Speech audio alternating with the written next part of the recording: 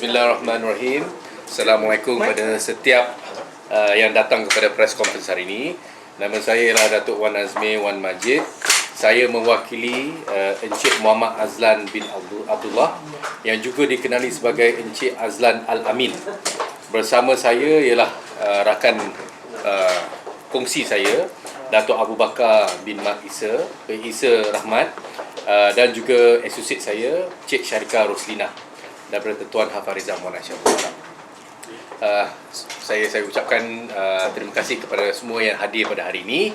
Dan press conference hari ini adalah untuk tujuan memaklumkan berkenaan tindakan undang-undang saman fitnah yang saya telah diarahkan untuk ambil untuk membersihkan nama baik Encik Azlan Al-Amin, dan juga menuntut ganti rugi sebanyak 10 juta daripada pihak defendant yang dinamakan dalam saman tersebut untuk beberapa siaran di laman media sosial iaitu Facebook bertarikh 20 Mac 2021, 23 April, 27 Mei, 3 Jun dan 7 September 2021 berkenaan dengan anak guam saya, Encik Azlan Al-Amin. Kami telah pun memfalkan saman fitnah pada 28 Mac 2021 dan telah menghantar dan menyerahkan writ saman kepada peguam cara pihak defendant semalam, kerana mereka mengatakan yang mereka sedia menerima writ saman tersebut bagi pihak defendant untuk perbicaraan dan pendengaran di hadapan Hakim Mahkamah Tinggi. Okey. Tujuan press conference ini ialah untuk memaklumkan yang kes berkenaan dengan Facebook posting yang telah dibuat oleh pihak defendant telah pun diambil tindakan, dan kami sekarang ni menunggu untuk pihak defendant untuk memasukkan kehadiran, dan selepas itu disusuli dengan mahkamah memanggil kita untuk memberi arahan-arahan lanjut. Ya. So setakat itu saja. Kalau Encik Amin ada apa-apa nak maklum? Okey. Ya. Terima kasih Datuk Wan Azmi dan Datuk Abu serta Puan Syarika. Saya berpandangan memang wajar untuk saya mengambil tindakan ini dengan melantik peguam untuk memfailkan tindakan saman ini, kerana saya kira tuduhan-tuduhan fitnah yang dilemparkan oleh defendant terhadap saya sangat tidak berasas dan begitu menjatuhkan reputasi saya selaku ahli perniagaan. Okey. Jadi selebihnya saya menyerahkan kepada pihak Mahkamah Tinggi untuk menentukan perbicaraan ini. Okey. Terima kasih Encik Azlan. Okey, sekarang saya buka kepada reporter untuk beri soalan. Anything you want to ask? Berapa orang kena? Seorang saja. Boleh nyatakan apakah antara bentuk posting tu yang dibuat fitnah yang bagaimana? Okey. Ada part-part yang fitnah tu kami tak boleh maklumkan kerana saya risau akan subjudis. Benda ni belum lagi dibicarakan dan saya memberi keterangan. Tapi ini terus merujuk kepada karakter dan peribadi anak guam saya sebagai seorang yang tidak jujur. Okay. So anak guam saya ni adalah seorang ahli perniagaan yang tersohor dan juga dikenali. Bila dibuat posting-posting sedemikian berkenaan peribadi dan ketidakjujuran beliau, bisnes, perniagaan beliau semua terjejas. Dan sebab tu kita ambil tindakan terus. Berkenaan dengan exact posting, saya tak boleh maklumkan. I feel that kalau boleh setiap orang buat carian untuk tengok what is exact posting, kerana semua posting-posting ni kita belum dapat balasan sama ada betul dia buat ke dia tak buat. Mungkin dia nafikan. Kalau dia nafi, kita kata dia buat, dia jadi payah. Tapi kalau dia tak nafikan, then I can actually inform these are the statements yang dia buat. Mungkin another time I can answer your question exactly apa statement yang dia buat. Melalui medium apa? Posting tu? Di mana? Melalui medium apa? Facebook, IG? Di Facebook.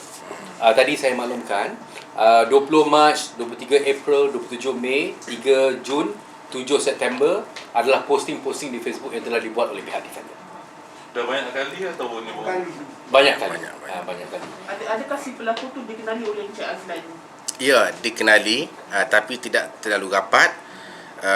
Cuma apabila dia buat posting-posting berkenaan, dan mereka sebarluaskan, mereka masuk dalam grup-grup yang besar-besar. Jadi reputasi saya sangat terjejas, sangat terjejas.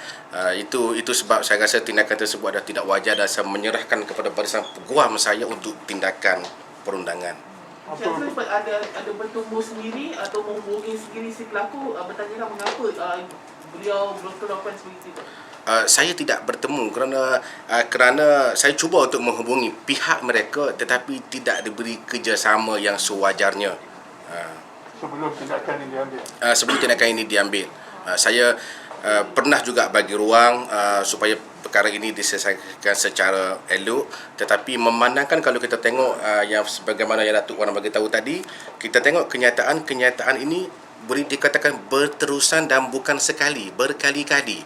Jadi itu sangat mewajarkan untuk tindakan perundangan diambil. Pada hemat Cik Azlan agaknya kenapa mereka ada unsur dendam ke apa?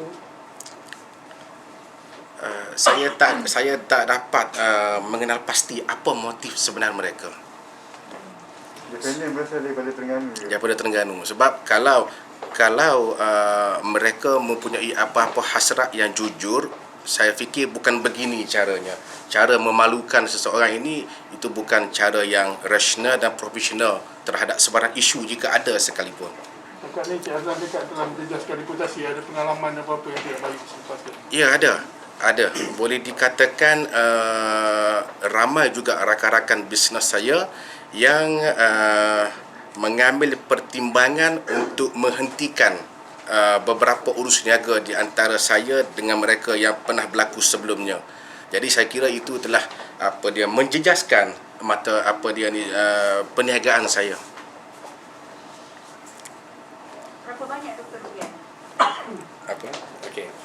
Berkenaan dengan kerugian, Encik, kami menuntut 10 juta sebagai jumlah yang kami saman untuk saman fitnah. Sama ada mahkamah membenarkan tuntutan kami, sekali lagi benda ini kita perlu masuk dan bicarakan di mahkamah. Kerugian yang sebenar saya tak boleh maklumkan sekarang. Selepas perbicaraan mula dan mungkin selepas dinyatakan apakah damages yang we are claiming for, dan saya boleh sekali lagi maklumkan secara khusus. Tapi sekarang ni saya tak boleh maklumkan secara khusus apa pampasan yang kami minta. Ada pihak guaman kes ni solid untuk Dia untuk setiap saman fitnah, dia kesnya ialah sama ada setiap orang yang membuat satu kenyataan, adakah kenyataan itu salah ataupun benar. Itu saja. Kalau kenyataan itu benar dan saman fitnah itu takkan diteruskan. Okay. Kalau kenyataan itu adalah tidak benar ataupun tidak boleh disokong, maka Encik Azlan akan dapat kes ni in his favour lah. In his favour. So the offender is traceable and reachable. Yes, we actually have the lawyers for the defendants actually coming in, already accepting the service of the summons. So inshallah we are probably looking at maybe next week or another 2 more weeks for them to put a reply.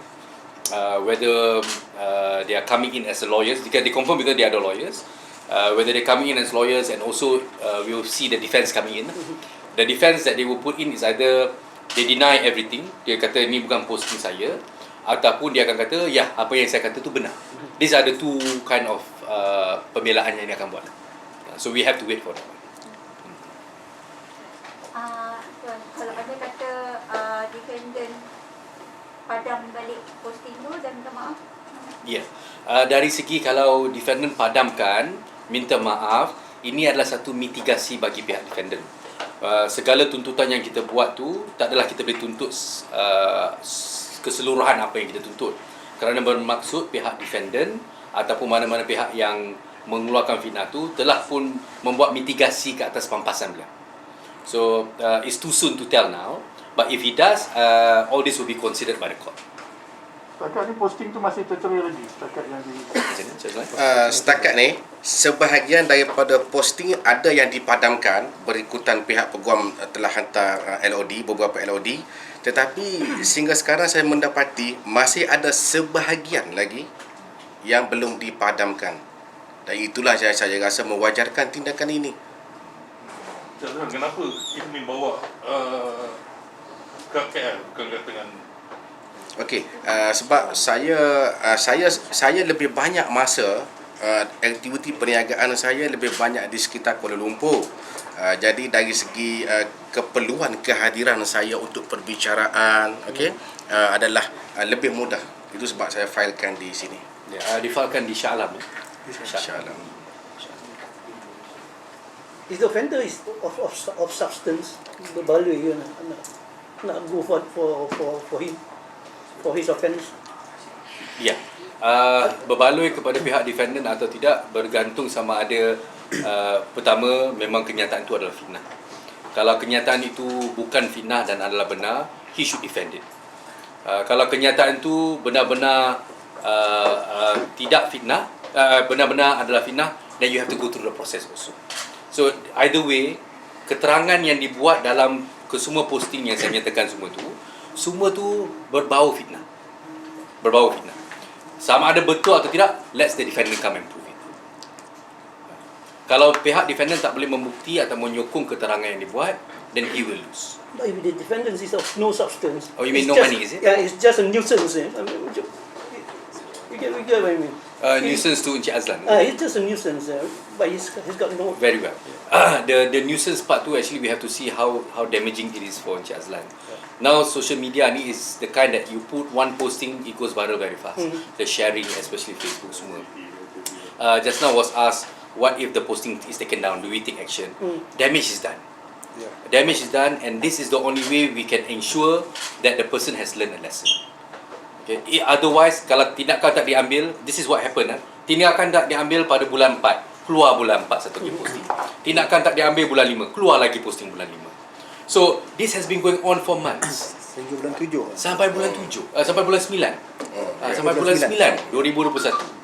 Sekiranya Encik Azlan tak ambil tindakan, sampai bila Encik Azlan nak terus difitnah? So, that's the issue that we have. We are concerned that Encik Azlan will be continuously at the whims of a person who's just coming up with statements. Sebab nak buat statement on social media is too easy. And then nak sorot tangan pun senang. One, in the sense of the control of the account. Secondly, in terms of whether he meant it as that. So dia ada banyak structure in social media yang the courts are now evolving untuk interpret. What Encik Azlan's main concern is his reputation. Encik Azlan punya business punya reputation, people doing dealings with him pun there are reservation masa nak buat business dengan Encik Azlan. And if I were to do a business with anyone yang had social media going out defaming a person, I'll be very wary also. Walaupun tak ada apa dalam tu. But this is the world that we live in. And of course, it's cost for both sides, but it's more cost on my client side. Daripada mula posting itu keluar sehingga sekarang berapa kerugian yang diskus? Kerugian secara spesifik belum dinyatakan, belum lagi kita buat kiraan secara jelas. Tetapi yang pasti memang ada kerugian berlaku. Sebagai contoh tadi, ramai rakan-rakan niaga saya yang menarik diri daripada meneruskan usaha sama perniagaan dengan saya sebaik tercetusnya isu-isu yang sebegini. Dan itu saya akan bawa bukti tersebut ke mahkamah nanti. Tambah-tambah kalau ada future contract kita hadapan lah. Yeah, opportunity cost.